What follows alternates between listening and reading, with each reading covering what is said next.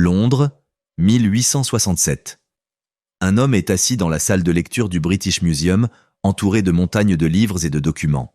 Rapports gouvernementaux, comptes rendus d'inspection des usines, dépositions parlementaires, traités d'économie, tableaux statistiques.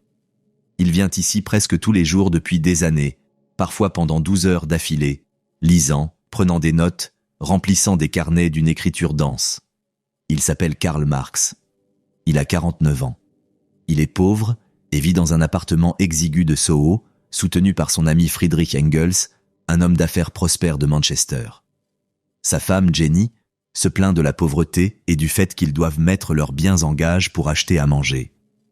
3 de leurs enfants sont morts en bas âge. Marx lui-même souffre de furoncles douloureux, d'insomnie et de problèmes hépatiques. Il s'automédique avec de l'alcool et du tabac. Mais rien de tout cela ne l'arrête. Il écrit un livre. Pas n'importe lequel. Un livre qui, il en est convaincu, changera le monde. Un livre qui dévoilera le secret de la société moderne, expliquera le fonctionnement réel du capitalisme, montrera pourquoi les ouvriers restent pauvres tandis que les propriétaires d'usines s'enrichissent, et expliquera les mécanismes cachés qui façonnent chaque aspect de la vie à l'ère industrielle. Le livre s'intitule « Das Kapital », en anglais « Capital ». Il lui faudra 23 ans pour écrire le premier volume. Il mourra avant d'avoir achevé les volumes suivants, laissant à Engels le soin de les assembler à partir de ses notes. L'ouvrage est massif, dense, foisonnant de théories économiques, d'exemples historiques, de polémiques acerbes, d'humour noir et de réflexions philosophiques. Sa lecture n'est pas aisée. Même les lecteurs les plus bienveillants peinent à le terminer. Mais il devient l'un des livres les plus influents jamais écrits. Il façonne des révolutions, inspire des mouvements, terrifie des gouvernements et transforme la façon dont des millions de personnes perçoivent leur existence. Un siècle et demi après sa publication, il demeure pertinent, controversé et largement incompris. La plupart des gens connaissent Marx à travers des slogans simplifiés. Prolétaires de tous les pays, unissez-vous. De chacun selon ses capacités, à chacun selon ses besoins. La religion est l'opium du peuple. Ces phrases, sorties de leur contexte, sont reprises par ses partisans comme par ses détracteurs sans réelle compréhension. Et la plupart des gens croient savoir ce que Marx a défendu. Que le capitalisme est mauvais, que la propriété privée doit être abolie, que l'État doit tout posséder, que la révolution est inévitable et que le communisme est le paradis sur Terre. Mais les arguments de Marx dans « Le Capital » sont en réalité bien plus complexes, surprenants et intéressants que ces caricatures ne le laissent entendre.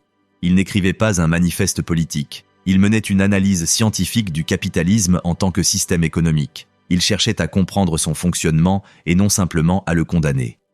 Il voulait en révéler la logique interne, retracer son développement historique et prédire son évolution future à partir de ses contradictions intrinsèques. Marx ouvre Le Capital par une question simple. Qu'est-ce qu'une marchandise ? Cela paraît d'une simplicité presque absurde. Une marchandise, c'est simplement quelque chose qu'on achète et qu'on vend, n'est-ce pas ? Un manteau, un boisseau de blé, une table. Quoi de plus simple ? Mais Marx démontre que même cette unité de base de l'économie capitaliste recèle des mystères, des paradoxes et des relations cachées qui, une fois compris, éclairent tout le reste. La marchandise est la forme cellulaire du capitalisme, tout comme la cellule biologique est l'unité fondamentale de la vie. Comprendre la marchandise, c'est commencer à comprendre le système dans son ensemble. À partir de ce constat, Marx élabore une analyse d'une ampleur stupéfiante. Il explique pourquoi les travailleurs ne peuvent échapper à la pauvreté, même en période de prospérité. Il révèle pourquoi les crises économiques ne sont pas des aberrations, mais inhérentes au système. Il montre pourquoi les technologies censées libérer les travailleurs les asservissent en réalité. Il démontre pourquoi la concurrence entre capitalistes conduit inéluctablement au monopole. Il prédit l'expansion mondiale du capitalisme et sa transformation de toutes les sociétés qu'il touche. Et il procède ainsi non par la dénonciation morale, bien qu'il trouve assurément le capitalisme moralement abominable, mais par une analyse logique rigoureuse. Il prend les prémices mêmes du capitalisme, sa propre logique, ses propres affirmations sur lui-même, et montre comment elles mènent à des conclusions que les défenseurs du système préféreraient éviter. Marx prétendait faire pour l'économie politique ce que Darwin avait fait pour la biologie. Darwin avait démontré que les espèces n'étaient pas des créations immuables, mais qu'elles évoluaient par sélection naturelle. Marx voulait montrer que les systèmes économiques n'étaient pas éternels, mais qu'ils évoluaient au fil de processus historiques, et que le capitalisme lui-même n'était qu'une étape de cette évolution économique, vouée à céder la place à quelque chose de nouveau. La question de savoir s'il a réussi fait débat. Ses prédictions ont été en partie confirmées, en partie infirmées par l'histoire. Les régimes communistes instaurés en son nom ressemblaient rarement à ce qu'il avait imaginé. Le capitalisme s'est révélé plus adaptable qu'il ne l'avait prévu. Les travailleurs des pays développés ont atteint des niveaux de vie que Marx n'aurait jamais cru possibles. Mais ses intuitions fondamentales restent d'une grande force. Son analyse du fonctionnement du capital, de sa transformation du travail humain en profit, de son influence sur les rapports sociaux et de son rôle moteur dans l'expansion sans fin, demeure pertinente. À l'ère de la mondialisation, des crises financières, des inégalités et de l'automatisation, les questions de Marx résonnent avec une urgence renouvelée. Qui crée la valeur? Qui la capte? Pourquoi certains possèdent-ils les moyens de production tandis que d'autres doivent vendre leur force de travail pour survivre? Cet ordre établi est-il naturel et inévitable, ou historiquement contingent et susceptible d'évoluer? Que signifie être libre dans une société où la plupart des gens doivent travailler pour que d'autres puissent vivre? Les êtres humains peuvent-ils créer une société organisée selon des principes différents? Ce ne sont pas de simples questions théoriques. Elles touchent au quotidien de milliards de personnes. Elles façonnent la politique, l'économie et la culture. Elles déterminent qui détient le pouvoir et qui en est dépourvu, qui vit dans l'aisance et qui peine à joindre les deux bouts, qui exerce un travail valorisant et qui est condamné à des tâches ingrates. Marx a consacré sa vie à se confronter à ces questions. Le capital est sa réponse. Non pas une réponse complète, ni même une réponse parfaite, mais une tentative profonde et stimulante de comprendre le système qui domine la vie moderne. Voici l'histoire de ce livre. Non seulement ce que Marx a dit, mais aussi pourquoi il l'a dit, comment il a développé ses idées, ce qu'il cherchait à accomplir et pourquoi son œuvre reste pertinente. C'est une histoire de travail et de valeur, d'exploitation et d'accumulation, des structures cachées qui façonnent notre monde. Le mystère de la marchandise. Marx commence « Le Capital » par une phrase qui semble simple mais qui recèle une grande profondeur. La richesse des sociétés dans lesquelles prévaut le mode de production capitaliste apparaît comme une immense collection de marchandises. Qu'est-ce qu'une marchandise? Marx la définit comme un bien produit non pour l'usage personnel du producteur, mais pour l'échange. Un paysan qui cultive du blé pour nourrir sa famille ne produit pas de marchandises. En revanche, un agriculteur qui cultive du blé pour le vendre au marché produit une marchandise. La distinction est importante. Les sociétés précapitalistes connaissaient bien sûr les marchandises. On échangeait des biens. Mais dans le capitalisme, presque tout devient marchandise. Non seulement les biens, mais aussi les services, la terre, voire la force de travail humaine elle-même. La forme marchandise domine. Il est essentiel de la comprendre. Chaque bien possède deux aspects. Premièrement, sa valeur d'usage. Il satisfait un besoin ou un désir humain. Un manteau vous tient chaud. Le blé vous nourrit. Une table vous offre une surface de travail. La valeur d'usage concerne les propriétés physiques des objets, ce qu'ils permettent de faire, comment ils répondent aux besoins humains. Mais en système capitaliste, les marchandises ont aussi une valeur d'échange. Elles peuvent être échangées contre d'autres marchandises selon des proportions définies. Un manteau peut s'échanger contre 20 boisseaux de blé. 10 boisseaux de blé peuvent s'échanger contre une table. Ces taux d'échange semblent arbitraires, mais ils suivent des schémas précis. Qu'est-ce qui détermine la valeur d'échange? La réponse évidente est l'offre et la demande. Lorsque les manteaux sont rares, leur prix augmente. Lorsque le blé est abondant, son prix baisse. C'est vrai, mais ce n'est pas tout. L'offre et la demande expliquent les fluctuations à court terme. Elles n'expliquent pas pourquoi un manteau s'échange généralement contre 20 boisseaux de blé plutôt que 2 ou 200. Marx soutient que, sous ces fluctuations, il doit exister un élément commun qui rend les différentes marchandises commensurables, qui permet de les comparer et de les échanger. Quel est cet élément commun? Il ne s'agit pas de valeur d'usage.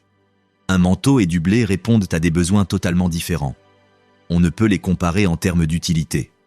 Pourtant, ils s'échangent selon des proportions bien définies. La réponse de Marx est le travail. Les marchandises sont le fruit du travail humain. La fabrication d'un manteau nécessite la tonte des moutons, le filage de la laine, le tissage du tissu, la coupe et la couture. La confection du blé requiert le labour, les semis, l'entretien et la récolte. Ce qui rend les marchandises échangeables, c'est qu'elles sont toutes issues du travail humain. Mais pas n'importe quel travail. Les travaux concrets qui produisent des choses différentes sont incomparables. La couture est différente de l'agriculture. On ne peut pas les comparer directement. Ce qui compte, c'est le travail abstrait, le travail humain en général, le déploiement de l'énergie humaine quelle que soit sa forme spécifique. La valeur d'un bien est déterminée par le temps de travail socialement nécessaire à sa production. Il ne s'agit pas du temps effectif consacré par un travailleur individuel, mais du temps moyen requis avec des compétences et un équipement standard. Si la fabrication d'un manteau prend 10 heures et la culture d'un boisseau de blé une demi-heure, alors un manteau vaut 20 boisseaux de blé. Il s'agit de la théorie de la valeur travail. Elle n'est pas une invention de Marx. Des économistes classiques comme Adam Smith et David Ricardo en avaient déjà développé des versions. Mais Marx la pousse plus loin, l'applique avec plus de rigueur et en tire des conclusions plus radicales. La théorie du travail soulève immédiatement des questions. Qu'en est-il des ressources naturelles? La terre, les minéraux, l'eau? Ces ressources ont une valeur intrinsèque mais ne contiennent pas de travail. Marx le reconnaît, mais soutient qu'à l'état naturel, elles sont gratuites. Elles n'acquièrent de valeur que lorsque le travail les transforme en marchandises. La valeur d'un morceau de minerai de fer reflète le travail nécessaire à son extraction et non le minerai lui-même. Qu'en est-il des différences de compétences? Une heure de travail qualifié produit plus de valeur qu'une heure de travail non qualifié. Marx partage cet avis et affirme que le travail qualifié équivaut à du travail simple multiplié. La formation, l'éducation et le talent permettent de développer une force de travail plus intense. Qu'en est-il des machines? Un manteau fabriqué à la machine exige moins de travail qu'un manteau fait à la main. Certes, dit Marx, et c'est pourquoi la mécanisation réduit la valeur des marchandises. Mais les machines elles-mêmes incarnent un travail passé. Leur valeur se transfère aux produits qu'elles contribuent à créer. Ce qui importe, c'est que Marx ait mis en lumière un point fondamental. Dans le capitalisme, le travail humain crée la valeur. Tout le reste, matières premières, outils, bâtiments, relève soit de la richesse naturelle gratuite, soit du fruit d'un travail passé. Le travail humain vivant est la source de la valeur nouvelle. Cela paraît abstrait. Qui se soucie des théories de la valeur? Pourtant, Marx pose les fondements de la réflexion. Car si le travail crée de la valeur, plusieurs questions se posent. Qui contrôle le travail? À qui appartient le fruit du travail? Comment la valeur créée par le travail est-elle distribuée? Ces questions mènent directement à l'analyse marxiste de l'exploitation. La force de travail comme marchandise? C'est ici que Marx formule son observation la plus originale et la plus troublante. Sous le capitalisme, le travail lui-même devient une marchandise. Non pas le travail en tant que tel, mais la force de travail, la capacité de travailler. Dans les sociétés précapitalistes, la plupart des gens travaillaient à leur compte. Les paysans cultivaient leurs propres terres. Les artisans possédaient leurs ateliers. Ils pouvaient échanger leurs produits, mais ils ne vendaient pas leur force de travail. Le capitalisme est différent. La plupart des gens ne possèdent pas de moyens de production. Ils n'ont ni terres à cultiver, ni ateliers pour fabriquer des objets artisanaux, ni usines à faire fonctionner. Pour survivre, ils doivent vendre leur force de travail à ceux qui possèdent ces biens. Ils deviennent salariés. Pour Marx, c'est là la caractéristique essentielle du capitalisme. Ni les marchés, ni la monnaie, ni même la propriété privée en général. Les sociétés antérieures possédaient déjà tous ces éléments. Ce qui rend le capitalisme unique, c'est l'existence d'une large classe d'individus contraints de vendre leur force de travail pour survivre, et d'une autre classe qui achète cette force de travail et la met en œuvre. Marx nomme la première classe le prolétariat, la seconde, la bourgeoisie ou les capitalistes. Il ne s'agit pas uniquement de catégories économiques, mais aussi de rapports sociaux. On ne peut comprendre le capitalisme en considérant les individus isolément. Il est indispensable de comprendre les relations entre les classes. Comment le capitaliste réalise-t-il des profits? Voici la clé. Il achète la force de travail à sa valeur. Comme toute marchandise, la force de travail a une valeur déterminée par le temps de travail nécessaire à sa production. Que faut-il pour produire de la force de travail? Nourriture, vêtements, logement, éducation, tout ce qui est nécessaire pour former et maintenir un travailleur apte au travail. Supposons que cela coûte 6 heures de travail par jour. Le capitaliste verse un salaire équivalent à 6 heures. Mais voici le piège. Le capitaliste n'achète pas 6 heures de travail. Il achète la force de travail pour une journée complète. Et cette journée de travail peut durer 12 heures, 14 ou 16. Ainsi, l'ouvrier travaille 6 heures pour produire une valeur égale à son salaire. Mais il ne s'arrête pas là. Il continue pendant 6, 8, 10 heures supplémentaires. Ce travail additionnel, celui qui va au-delà de ce qui est nécessaire pour reproduire la force de travail, Marx l'appelle surtravail. La valeur qu'il crée est la plus-value. La plus-value est la source du profit. Le capitaliste paie 6 heures de force de travail, mais en obtient 12. Ces 6 heures supplémentaires ne lui coûtent rien. La valeur créée lui appartient, non pas en vertu d'une loi naturelle, mais parce qu'il possède les moyens de production et contrôle donc ce qui est produit et qui en bénéficie. Il s'agit d'exploitation au sens technique du terme chez Marx. Pas nécessairement de cruauté ou d'oppression, bien que le capitalisme les comprenne assurément. L'exploitation consiste à extraire la plus-value des travailleurs, à les rémunérer en dessous de la valeur qu'ils créent et à s'approprier la différence. Tout système capitaliste repose sur ce principe. Un travailleur produit, par exemple, 100 $ de valeur par jour. Il reçoit 50 $ de salaire. Les 50 $ restants constituent le profit, même s'il est partagé entre le capitaliste, les propriétaires fonciers, les banquiers et autres. Mais la source fondamentale est le travail non rémunéré. Marx ne prétend pas qu'il s'agisse de vol au sens ordinaire du terme. Le capitaliste verse le salaire convenu. L'échange est équitable selon les règles mêmes du capitalisme. C'est ce qui rend l'exploitation systématique plutôt qu'occasionnelle. Elle est inhérente à la structure du système. Tant que certains posséderont les moyens de production et que d'autres devront vendre leur force de travail, l'exploitation sera inévitable. Les défenseurs du capitalisme protestent. Le capitaliste prend des risques, le capitaliste fournit des capitaux, le capitaliste mérite de faire des profits. La réponse de Marx consiste à se demander d'où provient le capital à l'origine.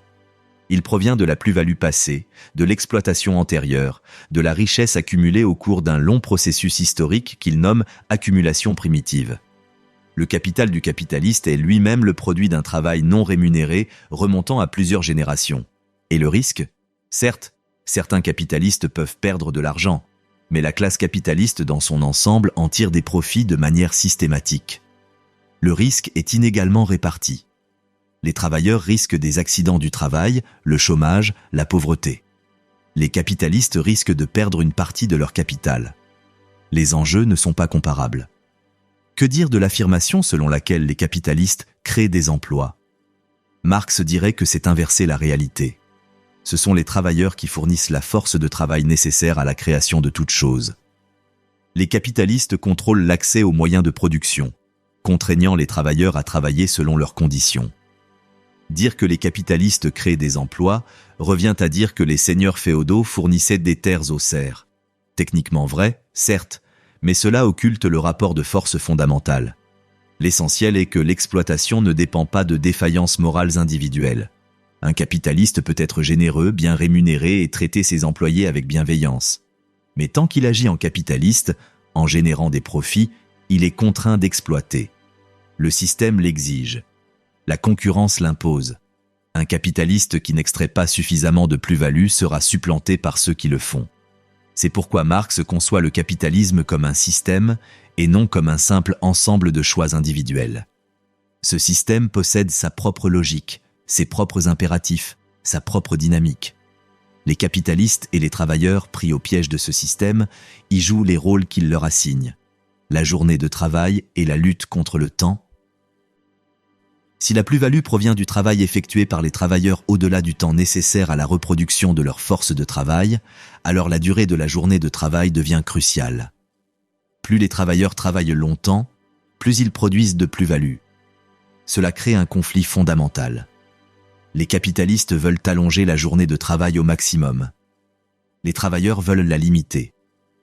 La lutte autour de la journée de travail n'est pas un élément accessoire, mais un aspect central du capitalisme. Marx relate cette lutte avec des détails poignants. Il cite des rapports d'inspection du travail datant du milieu du XIXe siècle en Angleterre. Des enfants travaillent 16 heures par jour dans les usines textiles. Des femmes s'effondrent d'épuisement. Des hommes meurent de maladies professionnelles. Des familles entières dorment à tour de rôle, leurs membres travaillant à des horaires différents dans la même usine. Les conditions de travail ne sont pas seulement pénibles, elles sont meurtrières. Marx cite des médecins légistes, des représentants du gouvernement, tous témoignant de la façon dont le travail en usine détruit la santé, raccourcit la vie et mutile les corps. Des ouvriers d'une trentaine d'années ont la condition physique de personnes 2 fois plus âgées. Pourquoi les capitalistes exercent-ils une telle pression? Pas nécessairement par cruauté, même si certains le sont assurément, mais parce que la concurrence les y contraint. Un capitaliste qui limite le temps de travail alors que ses concurrents ne le font pas produira moins, réalisera moins de profits et risque même la faillite. Le système pénalise l'humanité. Mais les ouvriers résistent. Ils forment des syndicats. Ils font grève. Ils se révoltent. Ils adressent des pétitions au Parlement. Lentement, péniblement, ils obtiennent des limitations. Les Factory Acts en Angleterre restreignent progressivement le temps de travail, d'abord pour les enfants, puis pour les femmes, et enfin pour tous les travailleurs. Marx analyse ces lois avec soin. Elles représentent un phénomène inédit, des limites légales à l'exploitation. L'État intervient pour restreindre la plus-value que les capitalistes peuvent extraire. Cela ne met pas fin à l'exploitation, mais la modère. Pourquoi l'État intervient-il ? Non par bienveillance, mais parce que l'exploitation sans limite menace la reproduction physique de la classe ouvrière. Si l'on exploite les gens jusqu'à la mort, il n'y aura plus de main-d'œuvre.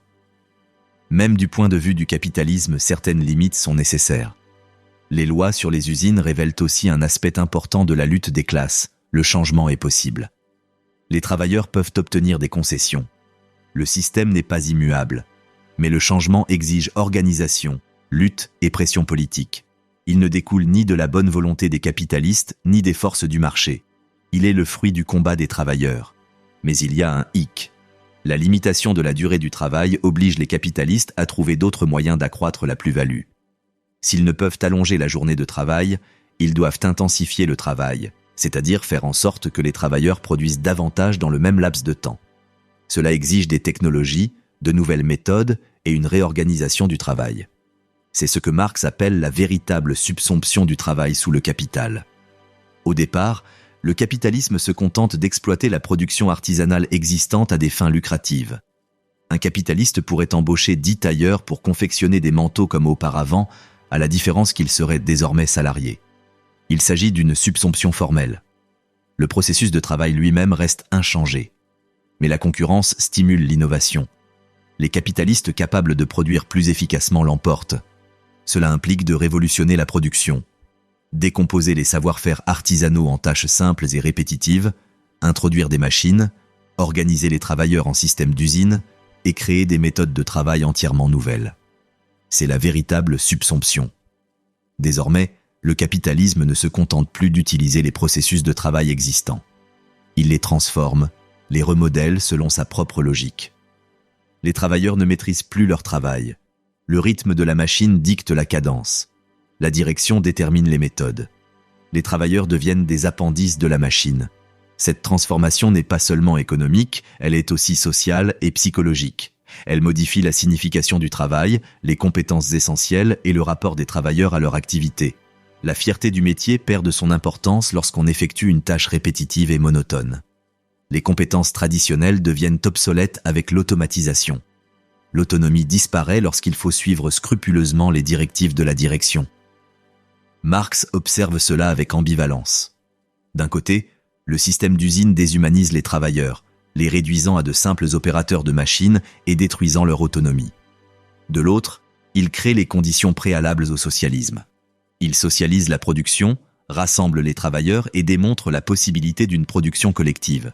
Il développe également les forces productives à des niveaux susceptibles d'assurer l'abondance pour tous. Le drame, c'est que ces évolutions se produisent sous le contrôle capitaliste, au profit du profit et non pour répondre aux besoins humains.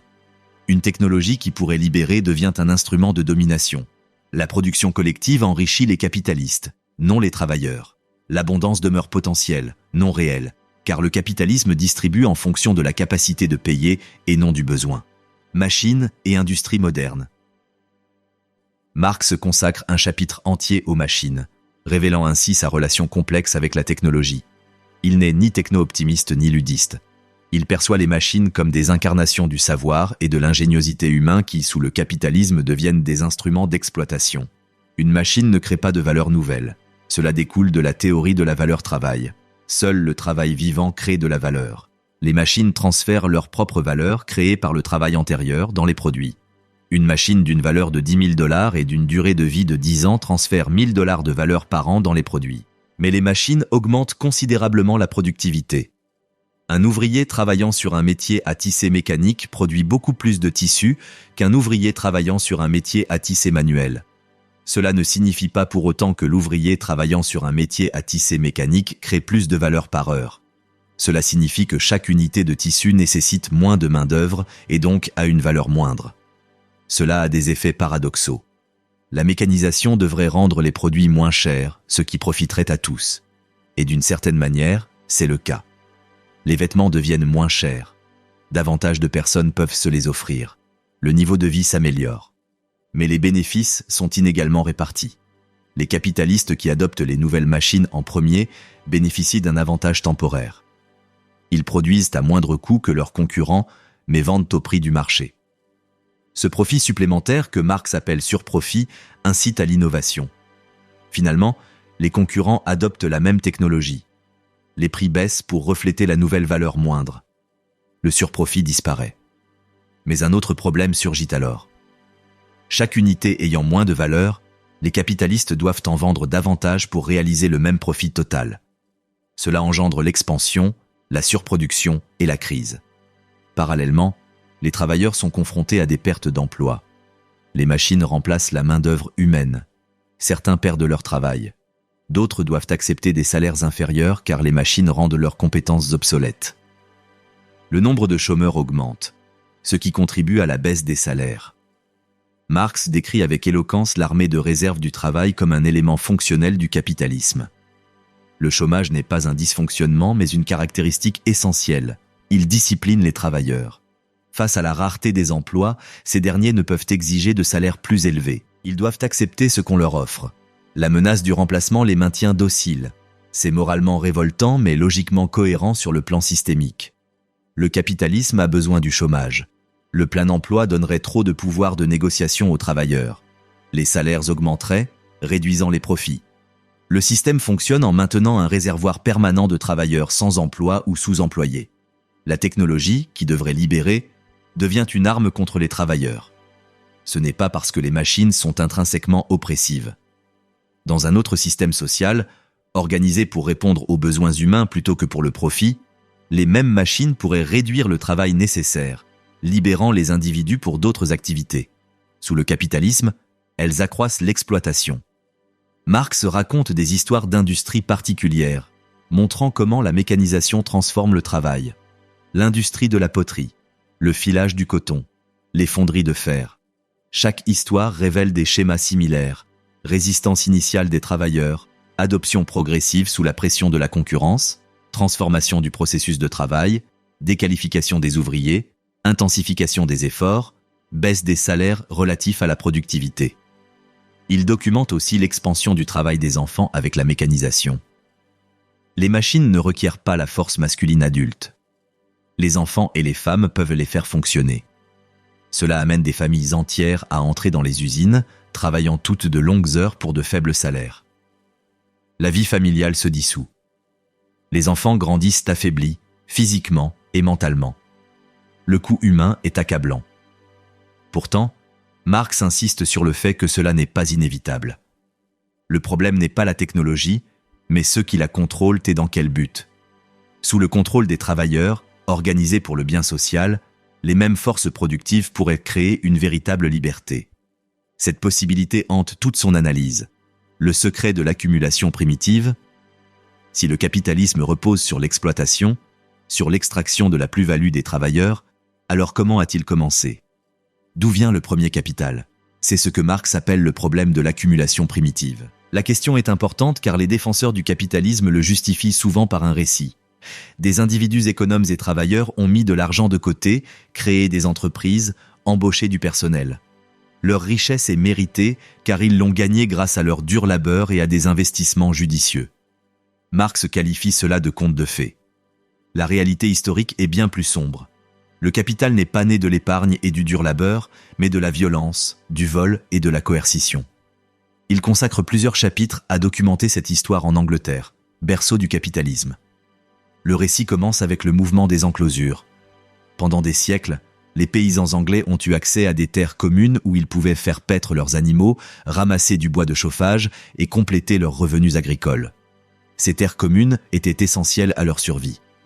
À partir du XVIe siècle, les propriétaires terriens s'approprièrent ces terres, les revendiquant comme propriété privée. Ils expulsèrent les paysans, clôturèrent les champs et convertirent les terres agricoles en élevages ovins, moins exigeants en main-d'œuvre mais produisant une laine précieuse. Les paysans perdirent leurs moyens de subsistance. Ils se retrouvèrent sans terre, n'ayant plus rien à vendre que leur force de travail. Il ne s'agissait pas d'une transition économique pacifique mais d'une expropriation violente. Des lois furent promulguées criminalisant le vagabondage, contraignant les paysans déplacés à travailler contre un salaire sous peine de prison, de marquage au fer rouge, voire d'exécution. L'État imposa la création d'une classe ouvrière par la terreur. Parallèlement, la conquête coloniale et la traite négrière ont généré d'immenses richesses qui ont afflué vers l'Europe. L'or et l'argent espagnol en provenance des Amériques. Le sucre des plantations des Caraïbes, exploité par des Africains réduits en esclavage. Les épices et les textiles d'Inde, extraits grâce au monopole de la Compagnie des Indes orientales. Cette richesse ne résultait pas d'échanges entre égaux, mais de la conquête, du pillage et de l'esclavage. Marx décrit ses origines avec une rage à peine contenue. Le langage policé de l'économie politique dissimule des océans de sang. Le capital, dit-il, vient au monde souillé de sang et de crasse de la tête aux pieds. Pourquoi est-ce important ? Parce que cela révèle que le capitalisme repose non pas sur l'échange volontaire, mais sur la dépossession violente. La liberté des travailleurs de vendre leur force de travail est en réalité la liberté de personnes privées de toute alternative. Elles ne sont libres qu'au double sens du terme, libres des chaînes féodales, mais aussi des moyens de production, et donc contraintes de travailler pour autrui. Une fois instauré, le capitalisme se reproduit. Les travailleurs perçoivent un salaire, le dépensent pour leurs besoins essentiels, puis retournent au travail. Les capitalistes engrangent des profits qu'ils réinvestissent dans l'expansion de la production. Le système se perpétue sans nécessité de violence continue, même si celle-ci reste accessible en cas de besoin. Mais l'origine a une importance morale et politique. Si le capitalisme repose sur le vol et la violence, alors les droits de propriété qu'il défend ne sont ni naturels ni sacrés. Ils sont historiques, contingents et potentiellement modifiables. Ce qui a été pris par la force peut être repris. La loi générale de l'accumulation capitaliste. Avec le développement du capitalisme, certains schémas se dégagent. Marx s'efforce d'identifier ces schémas, de discerner des lois du mouvement analogue aux lois physiques. La loi la plus importante est celle de l'accumulation capitaliste. Les capitalistes ne se contentent pas de rechercher le profit, ils veulent l'accroître. Ils doivent accumuler, croître et réinvestir la plus-value dans l'expansion de la production. Pourquoi ? La concurrence. Les capitalistes qui n'accumulent pas de capitaux sont distancés. Ceux qui le font prennent l'avantage. La taille compte. Les grandes entreprises sont plus efficaces. Elles peuvent s'offrir de meilleures machines, acheter des intrants à moindre coût et pratiquer des prix inférieurs à ceux de leurs concurrents. Les petits producteurs sont évincés. Le capital se concentre entre les mains d'un petit nombre. Marx nomme ce processus la concentration et la centralisation du capital. La concentration désigne l'accroissement des capitaux individuels par l'accumulation de plus-values. La centralisation désigne la fusion de capitaux distincts par le biais de rachats, de faillites ou de monopoles. Ces deux processus tendent à la formation de grands capitaux. Marx prédit que cette tendance se poursuivra. Le capitalisme tend vers le monopole, non vers la concurrence.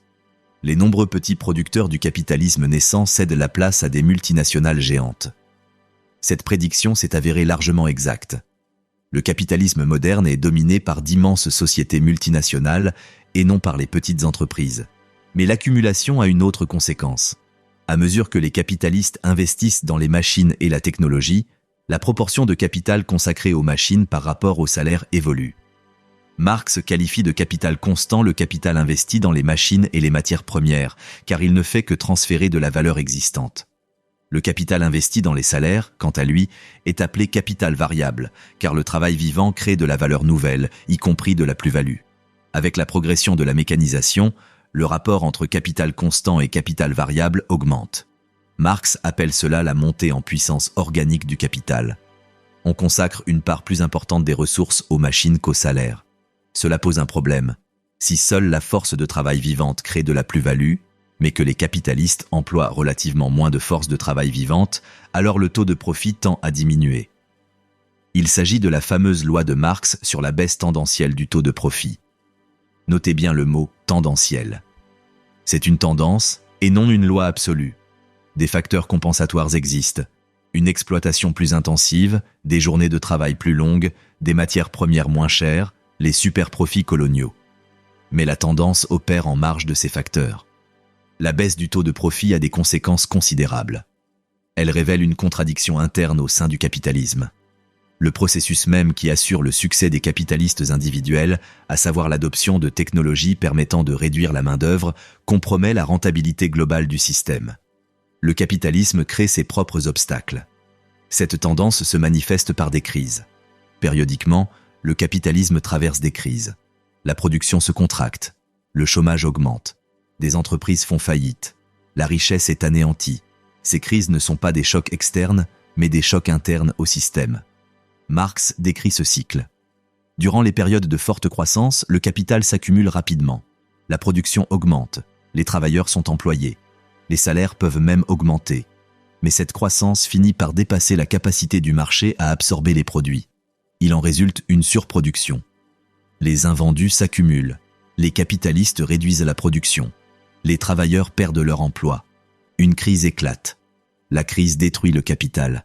Les entreprises en faillite ferment leurs portes. Les machines restent inutilisées. Le chômage recrée l'armée de réserve.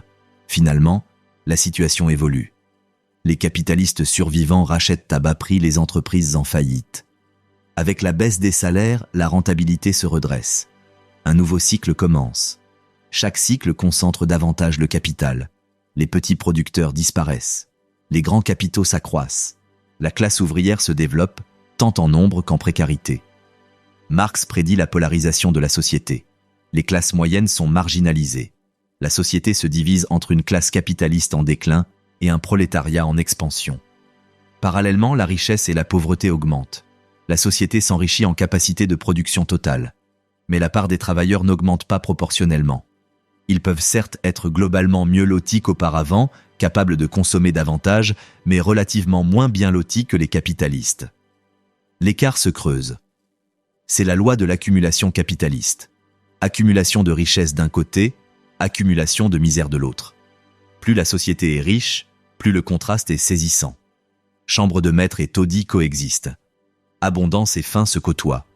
Il ne s'agit pas d'un échec moral, mais d'une conséquence systémique. La reproduction du capital et des classes sociales.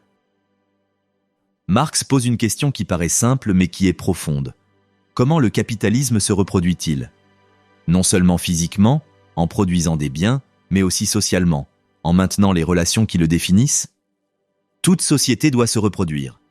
Les gens ont besoin de manger, il faut donc produire de la nourriture. Mais le capitalisme doit lui aussi se reproduire en tant que tel.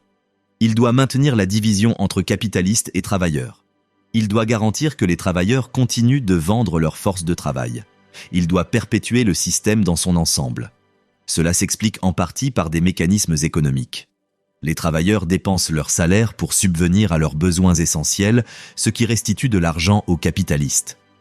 Ces derniers utilisent les profits pour accroître la production et embaucher davantage de travailleurs. Le cycle se poursuit. Chaque circuit du capital reproduit les conditions du suivant. Mais la reproduction est aussi sociale et idéologique. Les travailleurs doivent croire que le système est naturel, inévitable, voire juste. Ils doivent accepter que vendre leur force de travail soit synonyme de liberté, que les capitalistes méritent leur richesse et que les alternatives sont impossibles ou indésirables. Marx analyse comment le capitalisme façonne la conscience. Les individus appréhendent leur existence à travers les catégories qu'il propose. Le salaire apparaît comme une rémunération du travail et non de la force de travail. Le profit semble être la récompense naturelle du capital et non une plus-value appropriée. L'échange paraît équitable car les prix sont convenus, masquant ainsi l'exploitation à l'œuvre dans la production. C'est ce que les marxistes postérieurs appellent l'idéologie, bien que Marx n'emploie pas systématiquement ce terme. Le capitalisme se présente comme naturel et éternel. Sa forme historique spécifique apparaît comme une nature humaine universelle. L'avidité, la compétition et l'individualisme semblent être des caractéristiques intemporelles de l'humanité plutôt que des produits de rapports sociaux particuliers. Mais les réalités matérielles contredisent l'idéologie. Les travailleurs subissent l'exploitation de plein fouet. Ils savent qu'ils produisent plus qu'ils ne reçoivent. Ils ressentent l'indignité de la subordination. Ils constatent le gaspillage et l'irrationalité des crises. Cela crée un potentiel de conscience de classe, permettant de reconnaître que leurs intérêts s'opposent à ceux des capitalistes. Marx pensait que les travailleurs finiraient par développer une conscience révolutionnaire. Non pas automatiquement, mais par la lutte, l'organisation et la reconnaissance de leur pouvoir collectif. La classe ouvrière, affirmait-il, est le fossoyeur du capitalisme. Le système crée et concentre la force qui le renversera. Le caractère inévitable de cette situation est discutable. L'histoire s'est révélée plus complexe que Marx ne l'avait anticipé. Son propos demeure néanmoins valable. Le capitalisme repose sur la vente de la force de travail par les travailleurs. Si ces derniers refusent, s'ils exigent le contrôle de la production, s'ils s'organisent pour transformer le système, le capitalisme est confronté à une menace existentielle.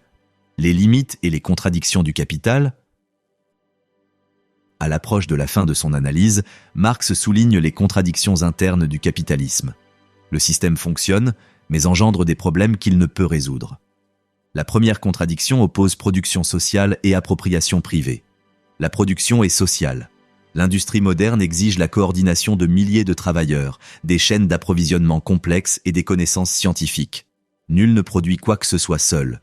Pourtant, l'appropriation est privée. Les profits vont aux capitalistes et non à la société. Cette contradiction se manifeste par des crises. La production est organisée pour le profit, non pour répondre aux besoins.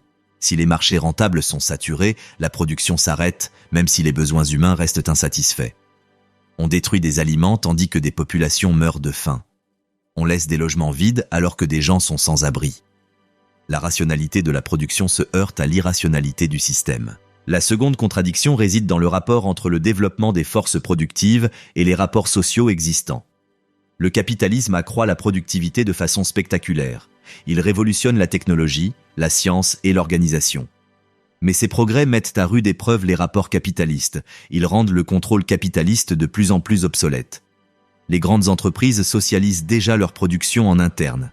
Elles planifient, coordonnent et s'organisent de manière rationnelle. Mais cette planification est subordonnée au profit. Elle ne peut s'étendre à l'ensemble de la société car cela impliquerait la suppression de la propriété privée et de la concurrence sur le marché. Marx suggère que les forces productives finiront par dépasser les rapports capitalistes. Le système deviendra un frein au développement. Cela engendrera une pression en faveur d'une transformation, de nouveaux rapports sociaux adaptés aux forces productives développées. La troisième contradiction réside entre le besoin de main-d'œuvre du capital et sa tendance à la remplacer. Le capital a besoin de travailleurs à exploiter. Or, la concurrence pousse les capitalistes à réduire les coûts salariaux grâce à la technologie. Ceci crée une armée de réserve, utile pour la discipline mais problématique pour la réalisation des objectifs. Si les travailleurs ne peuvent pas acheter les produits, qui le fera? C'est la crise de la surproduction. Le capital produit plus qu'il n'est possible de vendre de manière rentable. Les marchés sont saturés. La production se contracte. Le système oscille entre expansion et récession, sans jamais trouver d'équilibre stable. Ces contradictions ne sont pas des problèmes externes que l'on pourrait résoudre par de meilleures politiques ou une gestion plus avisée. Elles sont inhérentes à la structure même du capitalisme. Elles découlent de sa logique fondamentale, de la pulsion d'accumulation, de l'exploitation du travail, de l'anarchie de la concurrence sur le marché. Marx pensait que ces contradictions s'intensifieraient avec le développement du capitalisme. Le système serait confronté à des crises de plus en plus graves. La classe ouvrière deviendrait plus nombreuse, plus concentrée et mieux organisée. Finalement, les conditions d'une transformation révolutionnaire seraient réunies. La vision de la société communiste. Dans Le Capital, Marx ne s'attarde pas sur la description de la future société communiste. Son analyse porte avant tout sur le capitalisme. On y trouve cependant, disséminées ici et là, des allusions à ce qui pourrait le remplacer. Premièrement, le communisme abolirait la propriété privée des moyens de production.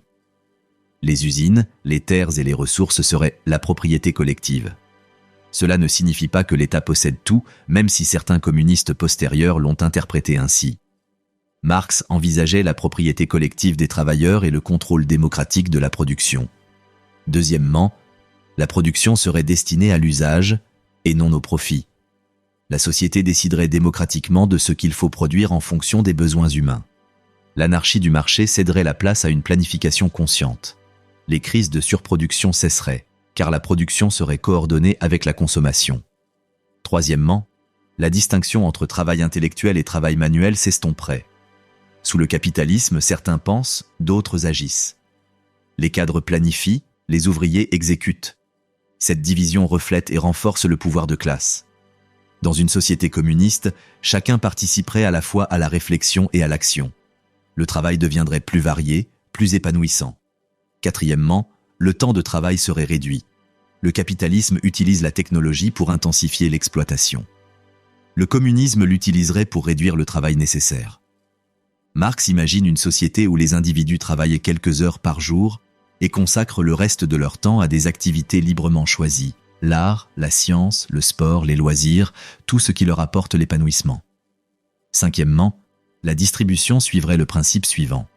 De chacun selon ses capacités, à chacun selon ses besoins. Chacun contribuerait selon ses moyens et prendrait ce dont il a besoin. Cela suppose l'abondance, rendue possible par le développement des forces productives. Cela exige également une nouvelle conscience, un dépassement de l'égoïsme encouragé par le capitalisme. Marx distingue deux phases du communisme, la phase inférieure et la phase supérieure. La phase inférieure découle directement du capitalisme. La rareté persiste. La distribution peut encore être proportionnelle à la contribution du travail. On reçoit en fonction de ce que l'on donne. Cela perpétue certaines inégalités. Mais à mesure que les forces productives se développent, la société accède à une phase supérieure. L'abondance devient possible. Le principe de la contribution s'estompe. Chacun reçoit selon ses besoins, indépendamment de sa contribution. Le travail devient le besoin fondamental de l'existence et non plus un simple moyen de subsistance. L'État, instrument de domination de classe, dépérit car les classes ont été abolies. Cette vision a inspiré des millions de personnes mais a aussi soulevé des questions. La nature humaine est-elle compatible avec une telle société? L'abondance est-elle réellement possible? L'égoïsme peut-il être vaincu? Les gens travailleraient-ils sans incitation matérielle? Une société peut-elle fonctionner sans marché ni prix pour coordonner les activités? La réponse de Marx serait que la nature humaine n'est pas fixe, mais façonnée par les conditions sociales. Le capitalisme engendre des individus compétitifs et égoïstes car le système récompense ces traits de caractère. Différentes relations sociales favoriseraient différentes qualités, la coopération, la solidarité, la créativité. Concernant l'abondance, Marx estimait que le capitalisme avait déjà créé les capacités de production nécessaires. Le problème n'est pas la production, mais la distribution. Nous pouvons déjà produire suffisamment pour tous. Nous choisissons de ne pas la distribuer car cela ne serait pas rentable.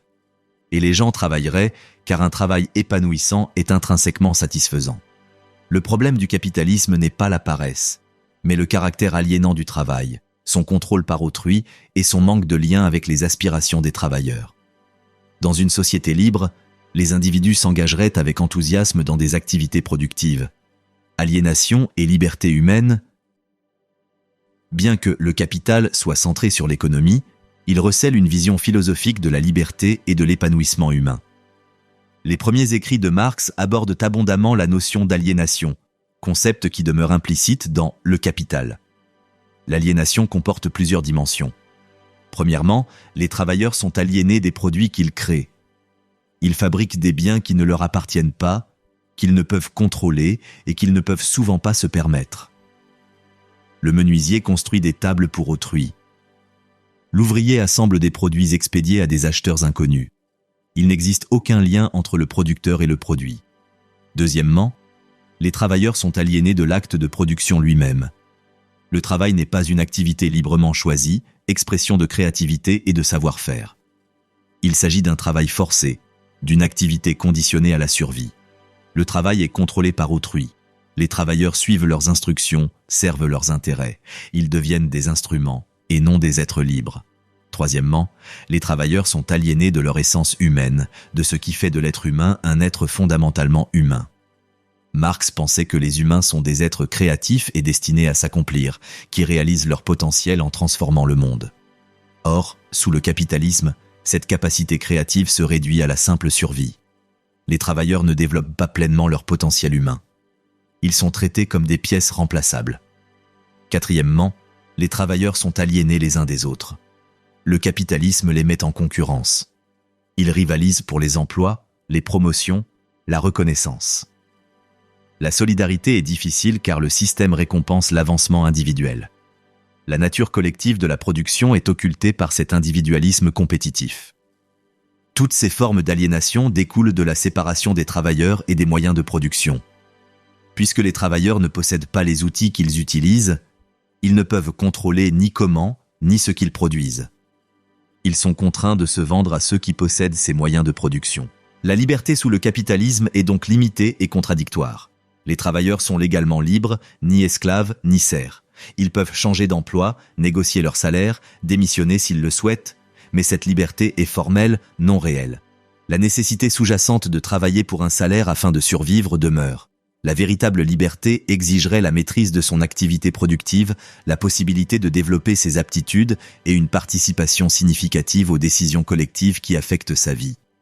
Elle exigerait une abondance suffisante pour que les besoins fondamentaux soient satisfaits sans contrainte.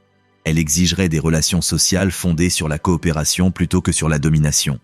Pour Marx, le communisme ne se résume pas à une simple redistribution des richesses. Il s'agit de créer les conditions d'une véritable liberté humaine. Il s'agit de mettre fin à l'aliénation, de permettre à chacun de réaliser son plein potentiel, de bâtir une société où le libre épanouissement de chaque individu est la condition du libre épanouissement de tous. Cette vision philosophique distingue Marx du simple réformisme. Il ne se contente pas de prôner des salaires plus élevés ou de meilleures conditions de travail, bien qu'il les soutienne. Il prône une transformation de l'ordre social tout entier, la création de nouvelles formes de vie où les êtres humains puissent enfin être libres. Le rôle de la lutte des classes. Marx est célèbre pour avoir dit « L'histoire de toute société jusqu'à nos jours est l'histoire de la lutte des classes ». Cette citation figure dans le manifeste du Parti communiste, mais l'idée imprègne également le capital. La lutte des classes n'est pas un élément accessoire du capitalisme, elle en est le cœur. La relation entre le capital et le travail est intrinsèquement antagoniste. Leurs intérêts sont fondamentalement opposés. Ce qui profite aux travailleurs, salaire plus élevé, réduction du temps de travail, meilleures conditions de travail, se fait au détriment des profits. Ce qui profite aux capitalistes, allongement du temps de travail, baisse des salaires, intensification du travail, se fait au détriment des travailleurs. Cela ne signifie pas que les capitalistes et les travailleurs, pris individuellement, ne puissent pas être amicaux ou qu'ils reconnaissent toujours leurs positions antagonistes. Une grande partie du quotidien masque ce conflit fondamental. Mais ce conflit est structurel. Le système oppose les classes sociales. La lutte des classes revêt de nombreuses formes.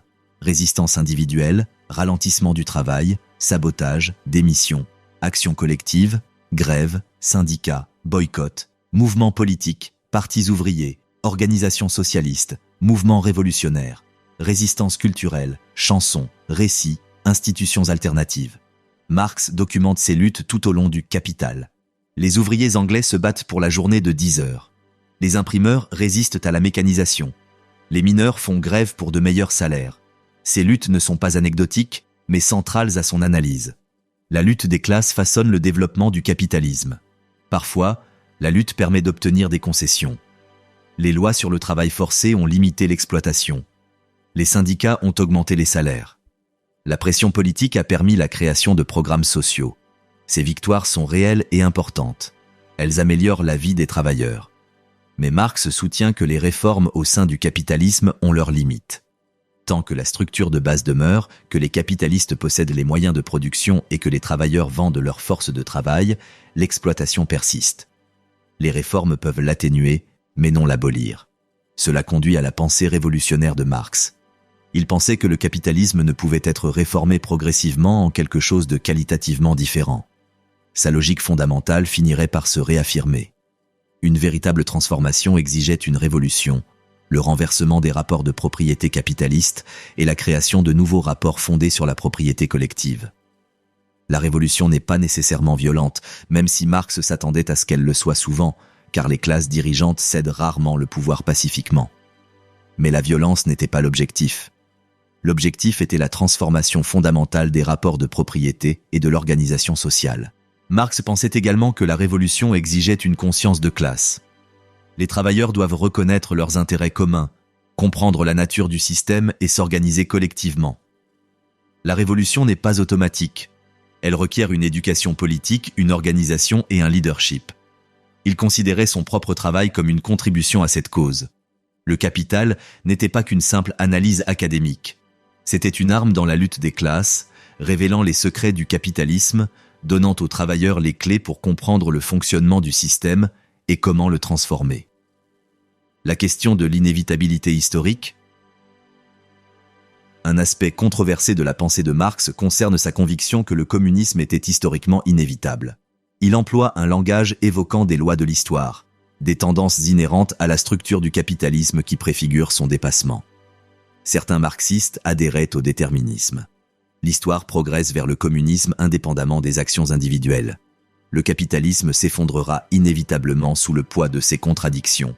Le prolétariat deviendra inévitablement révolutionnaire. Le communisme est garanti par les lois de l'histoire. Ce déterminisme pose problème. Il rend l'action politique superflue. Si l'histoire mène inévitablement au communisme, pourquoi lutter? Il rend également le marxisme irréfutable.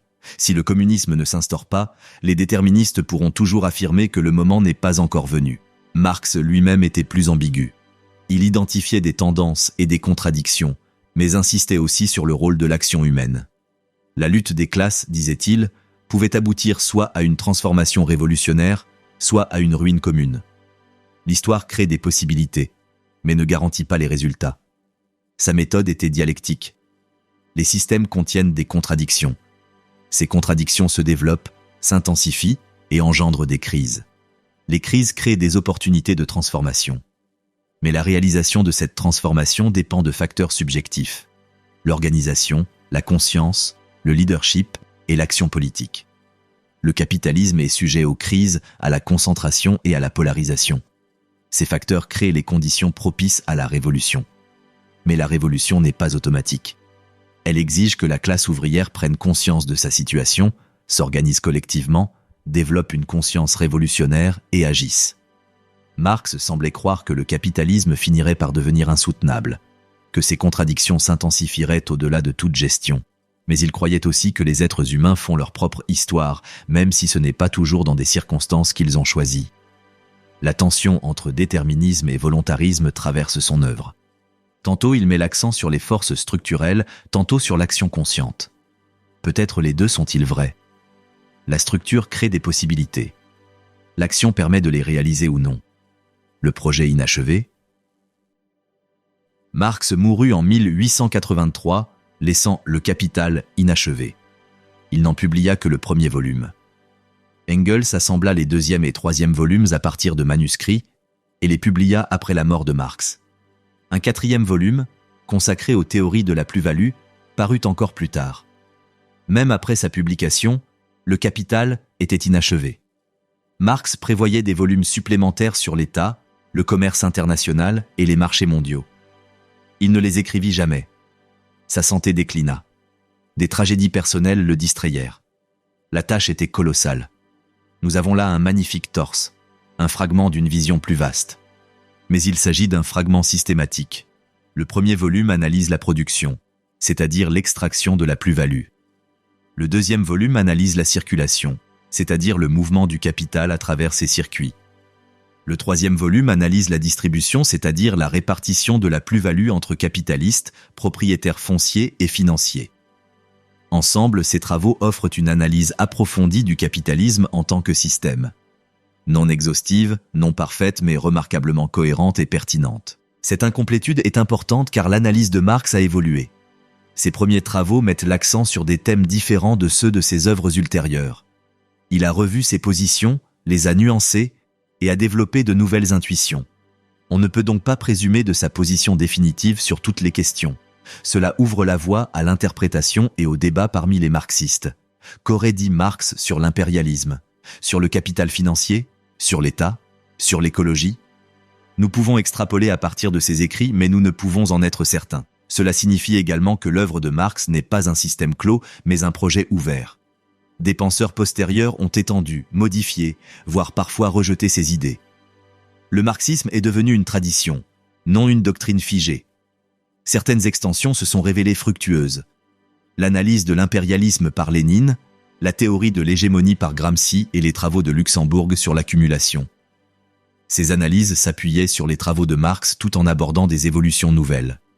D'autres évolutions ont divergé de manière marquée. Le marxisme soviétique s'est figé en dogme. Le maoïsme a adapté Marx aux sociétés paysannes. L'eurocommunisme a cherché des voies démocratiques vers le socialisme. Chacun s'est approprié l'héritage de Marx tout en transformant ses idées. Cette histoire illustre à la fois l'influence de Marx et la malléabilité de ses idées. Il a inspiré les principaux mouvements révolutionnaires du XXe siècle. Mais ces mouvements se sont souvent éloignés de sa vision, parfois de façon désastreuse. L'Union soviétique se prétendait marxiste, mais elle est devenue une dictature bureaucratique. Le grand bond en avant en Chine a provoqué une famine. Les Khmers rouges du Cambodge ont commis un génocide. Tous se réclamaient de l'autorité de Marx tout en perpétrant des atrocités qu'il n'a jamais préconisées. Cela soulève des questions difficiles. S'agissait-il de trahison envers Marx ou découlait-elle de ses idées? Son insistance sur la révolution a-t-elle encouragé la violence? Sa croyance dans les lois historiques justifiait-elle l'autoritarisme? Ou bien était-ce des perversions, des distorsions, des crimes commis contre sa véritable vision? Il n'y a pas de réponse simple. L'œuvre de Marx est complexe, parfois contradictoire, et sujette à interprétation. Il prônait la transformation révolutionnaire, mais aussi la participation démocratique. Il insistait sur la lutte des classes, mais aussi sur la solidarité humaine. Il critiquait vivement le capitalisme, tout en admirant ses réussites productives. La pertinence durable de Marx, ce que Marx a compris. Plus de 150 ans après la publication du Capital, quelles sont les intuitions de Marx qui restent valables? Tout d'abord, son analyse de l'exploitation. Quel que soit le terme employé, l'idée de base reste valable. Ceux qui possèdent les moyens de production s'accaparent une grande partie de la valeur créée par les travailleurs.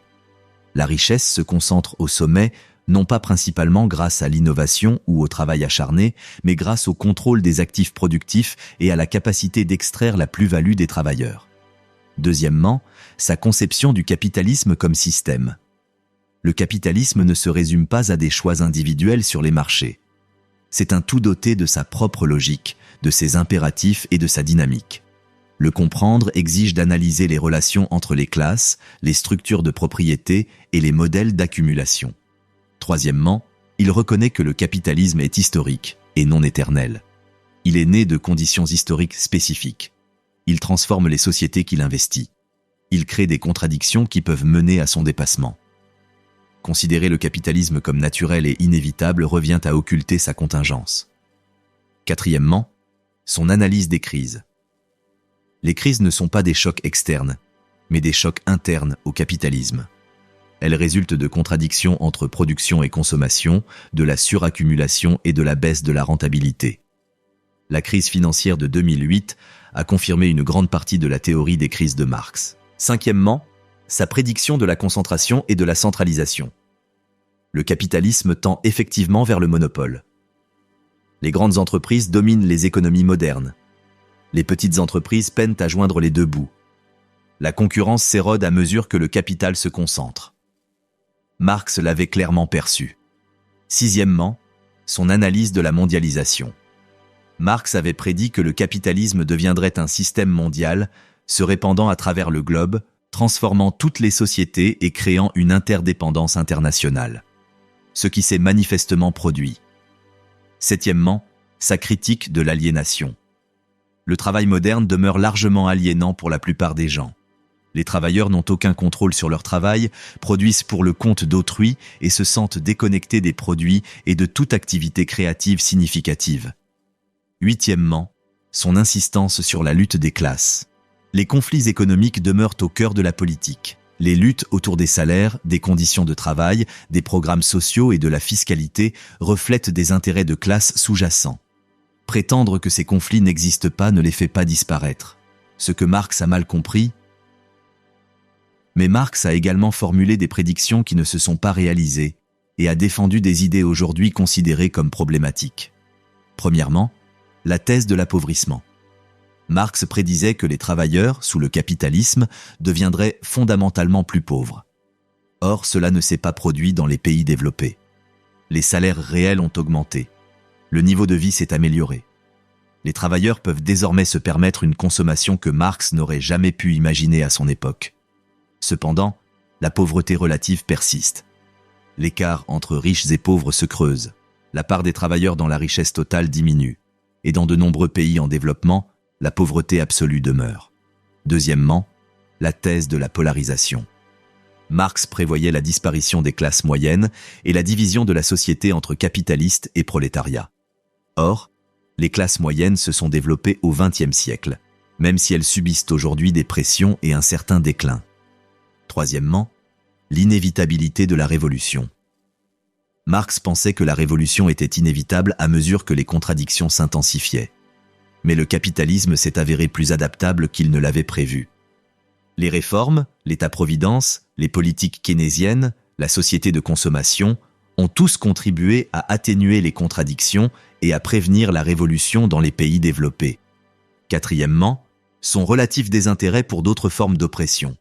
Marx s'est concentré sur la classe, traitant parfois d'autres conflits comme des conséquences.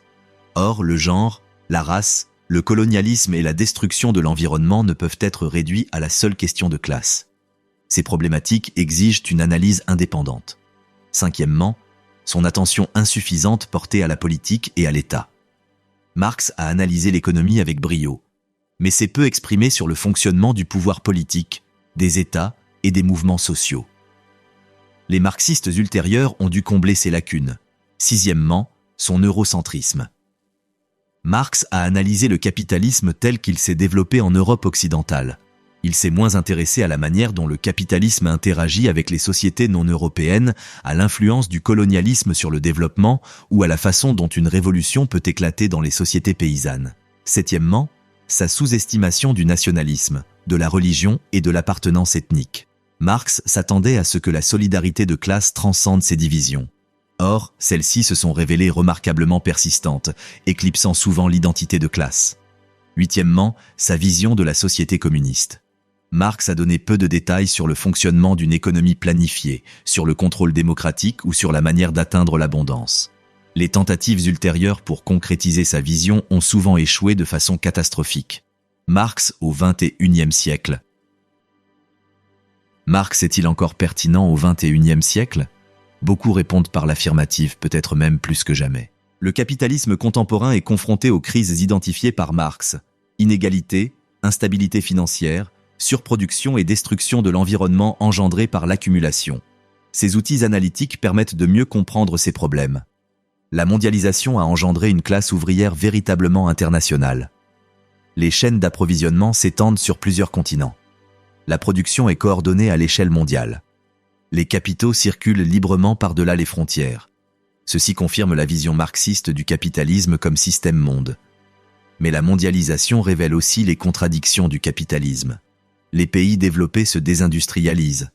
La production manufacturière délocalise la production vers les régions à bas salaire. La concurrence entre les travailleurs de différents pays entraîne une baisse des salaires. Parallèlement, les crises financières mondiales se propagent rapidement, témoignant de l'instabilité du système. La technologie soulève des questions abordées par Marx. L'automatisation remplace les travailleurs, créant ainsi une armée de réserve. Des plateformes comme Uber et Amazon intensifient l'exploitation par la précarisation de l'emploi. Le capitalisme de surveillance contrôle les travailleurs de manière méticuleuse. Ces évolutions font écho à l'analyse marxienne de la subsomption réelle. Pourtant, la technologie ouvre aussi de nouvelles perspectives.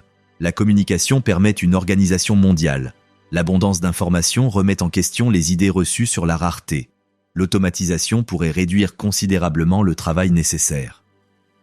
La question est de savoir qui contrôle ces évolutions et dans quel but.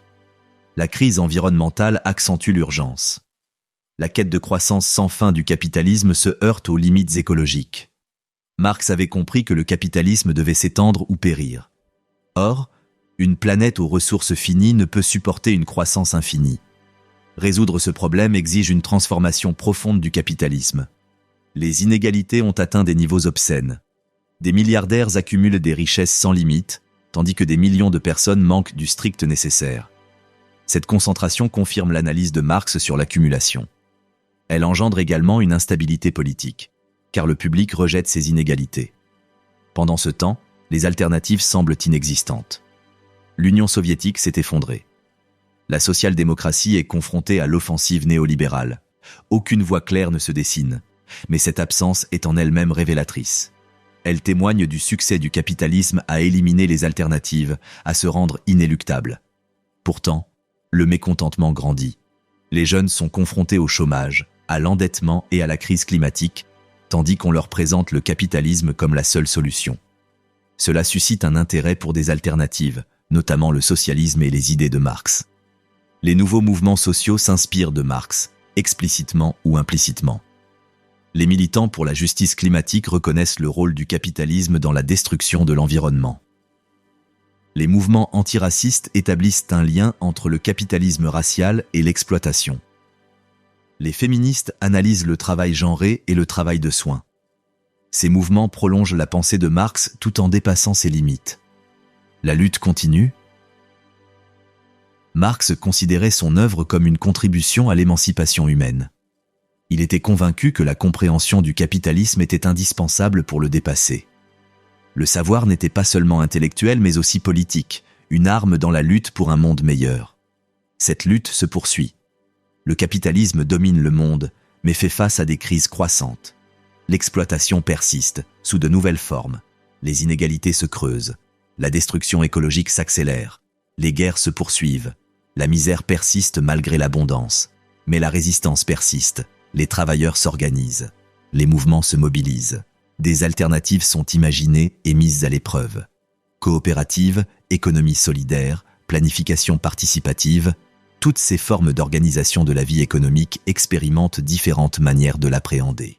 Marx ne propose aucun plan préétabli. Il offre des outils d'analyse, des perspectives critiques et une vision radicale. Il montre que le capitalisme n'est ni naturel ni éternel, mais historique et évolutif. Il démontre que les êtres humains créent leur monde social et peuvent donc le recréer. Que cette recréation ait lieu, quelle forme elle prendra, qu'elle concrétisera la vision émancipatrice de Marx ou quelque chose de totalement différent, ces questions restent ouvertes. L'histoire n'est pas prédéterminée. Plusieurs avenirs sont possibles. La pertinence de Marx ne réside pas dans des prédictions précises, dont beaucoup se sont révélées erronées, mais dans sa méthode et sa vision. Sa méthode d'analyse des systèmes, de mise en évidence des contradictions et de compréhension dialectique de l'histoire.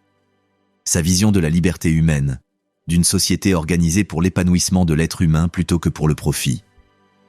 Le Capital n'est pas un texte sacré mais une œuvre vivante, à aborder de manière critique, à adapter aux nouvelles conditions et à enrichir de nouvelles perspectives. Marx lui-même y insistait. Sa célèbre devise « Doutez de tout ». Le système analysé par Marx a évolué, mais ne s'est pas transcendé. Le capitalisme domine plus complètement qu'à son époque, mais ses contradictions se sont accentuées. Le besoin d'alternatives se fait plus pressant. Comprendre le concept de capital ne nous offre pas de solution toute faite, mais cela nous permet de voir plus clair dans les défis qui nous attendent, de comprendre le fonctionnement du système et d'en identifier les failles. Cela nous donne les clés pour les combats à venir. Marx a passé des décennies dans la salle de lecture du British Museum, sacrifiant sa santé et son confort, animé par la conviction que la compréhension du capitalisme pouvait contribuer à la libération humaine. L'histoire dira s'il y est parvenu. Mais sa démarche demeure une source d'inspiration. Les questions auxquelles il s'est confronté restent les nôtres. Comment organiser la société? Comment satisfaire les besoins humains? Comment réaliser la liberté? Comment mettre fin à l'exploitation? Ce ne sont pas de simples énigmes théoriques, mais des problèmes pratiques urgents. Marx croyait en la possibilité d'un autre monde, un monde sans exploitation, sans aliénation, sans classe, un monde où les forces productives servent les besoins humains, un monde où les individus contrôlent collectivement et démocratiquement leur propre vie. Un monde de liberté véritable. Nul ne saurait affirmer qu'un tel monde est réalisable sans l'essayer. Mais force est de constater que le monde actuel, malgré sa productivité et ses merveilles technologiques, laisse un grand nombre de personnes dans l'ignorance. Il engendre la misère autant que la richesse, détruit l'environnement tout en créant des biens de luxe et bride le potentiel humain tout en développant les forces productives. Marx nous invite à imaginer et à lutter pour un monde meilleur, à ne pas accepter le capitalisme comme une fatalité, un phénomène naturel, à ne pas croire que l'exploitation, l'inégalité et l'aliénation sont le prix de la prospérité, à ne pas nous résigner à l'idée que rien ne peut fondamentalement changer.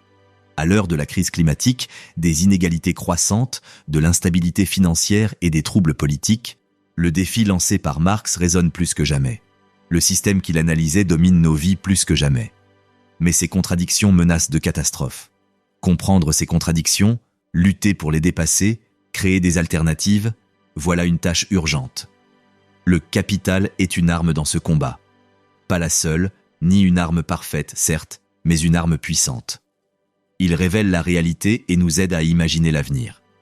Il analyse le présent et nous ouvre des perspectives sur les futurs possibles. Le combat continue. Les questions demeurent. Et l'œuvre de Marx reste une ressource précieuse pour quiconque cherche à comprendre le système qui façonne notre monde et comment il pourrait être transformé. On peut laisser le dernier mot à Marx lui-même, tiré de la 11e thèse sur Feuerbach, une phrase qu'il a écrite des décennies avant Le Capital, mais qui résume tout son projet. Les philosophes n'ont fait qu'interpréter le monde de diverses manières. Ce qui importe, c'est de le changer.